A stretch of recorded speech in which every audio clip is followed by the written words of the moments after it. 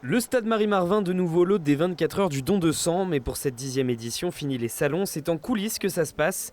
Pour les donneurs, est-ce que ça change vraiment quelque chose ? Non. Le principal, c'est de faire le don du sang. C'est qu'on soit là ou là-haut. Parce que l'autre fois, on était là-haut.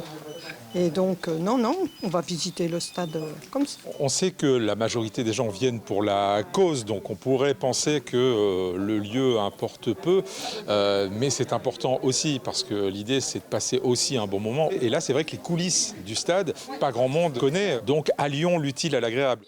Et pour certains, ça a son importance. Mathieu donne son sang depuis ses 18 ans, mais au stade... C'est la première fois. Et vu que moi je viens souvent déjà pour voir les matchs du Mont FC, là, venir du côté vestiaire, etc., c'est assez sympa. Même pour les professionnels, ça fait quelque chose. Ça change d'être dans un cadre exceptionnel. C'est sympa de faire un petit tour avant pour découvrir, c'est toujours agréable. Et après, une fois qu'on est à notre poste, ça change pas plus qu'autre chose, quoi. Et c'est toute une organisation. Les 24 heures du don de sang, c'est l'une des plus grosses, si ce n'est la plus grosse collecte de la région. Il faut de la place pour les collectes en tant que telles, pour les questionnaires en amont, les collations. On a là juste derrière moi un espace pour s'occuper des enfants pendant que les parents font leurs dons. Donc il fallait de la place et il fallait un endroit qui caractérise bien le département, la ville. Mais un message tout de même à faire passer, avec près de 500 donneurs attendus, cette collecte ne représente qu'une semaine des besoins en sang du département.